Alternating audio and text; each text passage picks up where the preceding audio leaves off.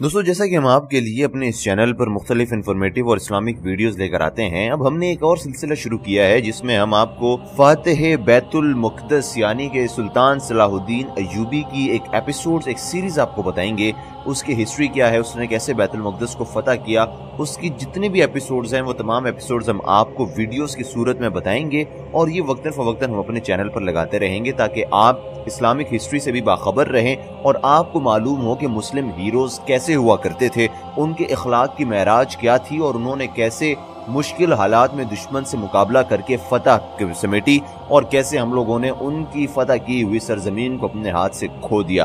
तो दोस्तों, इस सीरीज में हम आपको सुल्तान सलाहुद्दीन अय्यूबी के बारे में बताएंगे और फातिह बैतुल मुक़द्दस के बारे में हम बातचीत करेंगे। मगर दोस्तों, वाक़ये की जानिब बढ़ने से पहले आप हमारे इस चैनल सिरातुल हक को सब्सक्राइब जरूर कर लीजिए और घंटी के निशान को दबाना ना भूलिए, क्योंकि सिरातुल हक यूट्यूब पर वाहिद इस्लामिक चैनल है जिसमें आपको ऑथेंटिक खबरें दी जाती हैं। और अब हमने आपके लिए इस्लामिक हिस्ट्री की एक लड़ी शुरू कर दी है, एक सीरीज शुरू कर दी है जिसमें आप सुल्तान सलाहुद्दीन अय्यूबी के बारे में जान सकेंगे। इसलिए आप हमारे चैनल को सब्सक्राइब करना बिल्कुल ना भूलिएगा। दोस्तों, ये चलते हैं सुल्तान सलाहुद्दीन अय्यूबी के वाक़ये और बैतुल मुक़द्दस की पहली किस्त की जानिब।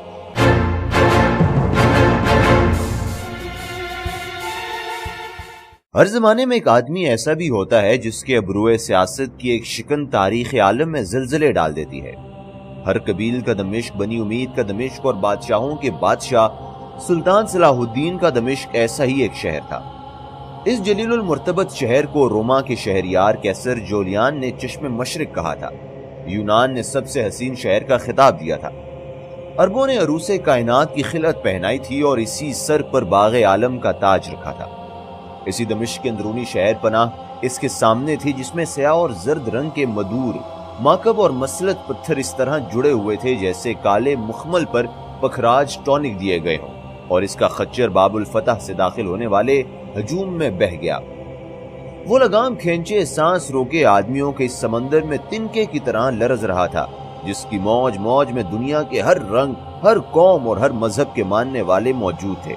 उनमें ताजिर थे जो रुए जमीन की नेमतों को दमिश्क का बाजार दिखलाने लाए थे। तालिब इल्म थे जो मदरसा अय्यूबी के जय्यद आलिमों के सामने जानुए अदब तह करने आए थे। सिपाही थे जो फातिहों के फातेह से अपनी तलवारों के जौहर की दाद लेने आए थे। सफीर थे जो मुल्कों के बादशाहों का नजराना अकीदत लाए थे, और सयाह थे जो अपने अहद की तारीख के सबसे बड़े मरकूज को सलाम करने आए थे। अब बनी उमैया की अजीमुशान मस्जिद का रूपकार सामने था। वो इसका जाहो जलाल देखता हुआ इसकी पुश्त के बाजार में आ गया और एक चीखते चिल्लाते हम्माम के सामने अपना खच्चर रोक लिया। एक गुलाम ने लपक कर इसके हाथ से लगाम झपट ली और वो सुर्ख पत्थर के मुनकश चबूतरे की कालीन पर फैले हुए मालिक हम्माम के सामने खड़ा हो गया कि शायद वो इससे 42 बरस बाद पहचान ले, लेकिन मालिक के सिपाट चेहरे और खाली आंखों को देखकर वो अंदर घुस गया। निहाद होकर जब जरा जी ठिकाने हुआ तो उसने चाहा कि इस कमबख्त फजील से धूल धैया करे और 42 बरस कबल के इन वाकयात को जिंदा करे जो हजारों मन यादों के नीचे दबे पड़े थे। लेकिन अपनी खुफिया सिफारत की नजाकत का ख्याल करके बाजार और नाफ तक फैली हुई आम्बोस के सलीब पर अपना दाहना हाथ रखकर सीढ़ियां उतरा और शहतूत की छांव में बैठे नारगीली पीते हुए गुलाम से लगाम लेकर खच्चर पर सवार हो गया। हद निगाह तक सब्ज मखमल और सज्जाब के हजार थान खुले हुए थे। इन पर जगह जगह रंगीन फूलों के स्फहानी कालीन बिछे थे। इन पर चलने की लज्जत का एहसास खच्चर के अलावा इसको भी हो रहा था। खजूरों के फलकबोज दरख्तों के झंडे निकलते ही कसरे सुल्तानी का रुकार नजर आया, जिसके सबसे बुलंद मेहराब के किलिस पर वो जर्द परचम लहरा रहा था, जिसके साए ने मशरिक व मगरिब के बड़े बड़े मफरूर शहंशाहों को सरनिगू देखा था। वो एक झटके के साथ सवारी से भांद पड़ा। 1000 तुर्कमानों का जाती मुहाफिज रिसाला सुनहरे साज विराग से आरास्ता, सफेद अरबी घोड़ों पर सवार, सफेद हरीर के किफ्तान और जर्द तरबूश पहने, तलाई कमरबंदों में मरसा कब्जों की हलाली तलवारें और खंजर लगाए कांधों पर जर्द बैरकें उठाए खड़ा था। दूर दहाने बाजू के सामने सजे हुए कोतल घोड़ों का हजूम था। दफातन एक सवार घोड़ा उड़ाकर इसके सामने आ गया।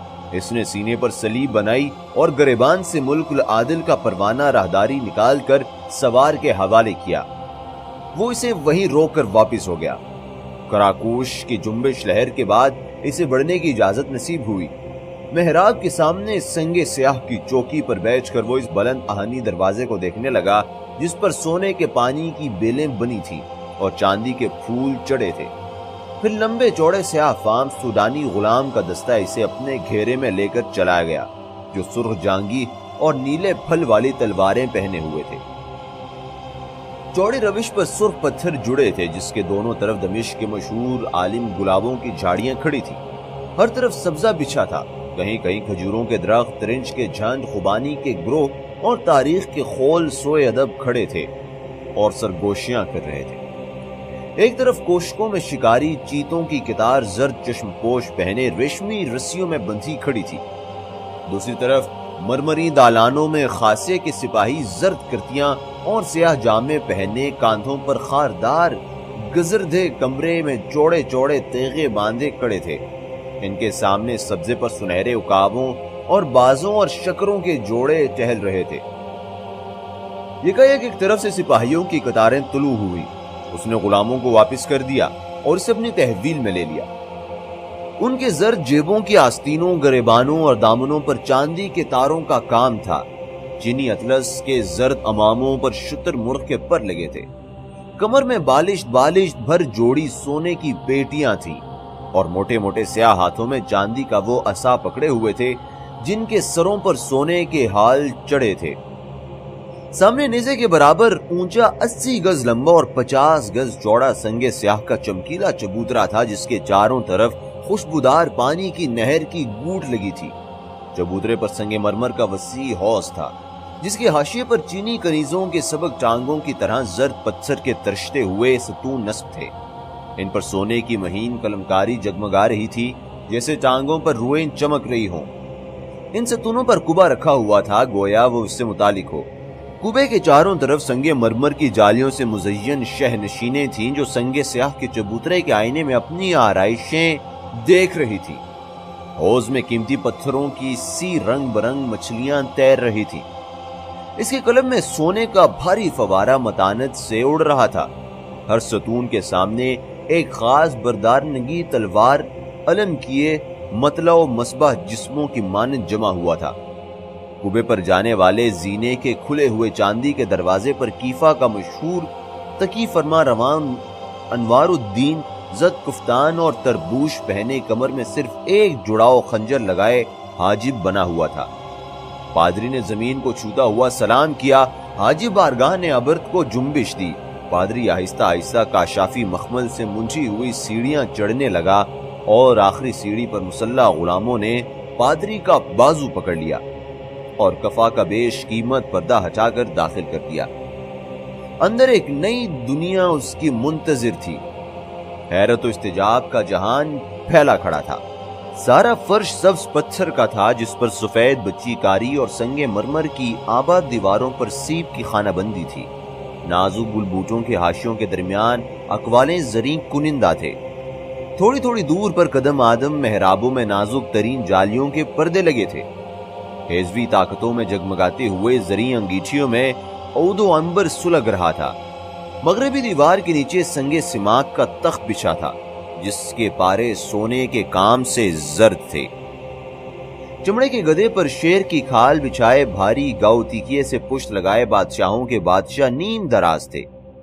ان کے گھٹنوں پر کشمیری شال پڑی تھی جس سے ان کا سفید پاجامہ جھانک رہا تھا۔ زرد کفتان کے گریباں اور چوڑی چکلی آستین سے حریر کی صدری کے تکمے اور کف نظر آ رہے تھے۔ داہنے ہاتھ کی انگلی میں وہ انگوٹھی تھی جسے یورپ کے سفیر نور کا پہاڑ کہتے تھے۔ رخساروں کی ہڈیاں ابھری ہوئی تھیں، دہانہ تنگ، ہونٹ پتلے اور دانت سفید تھے۔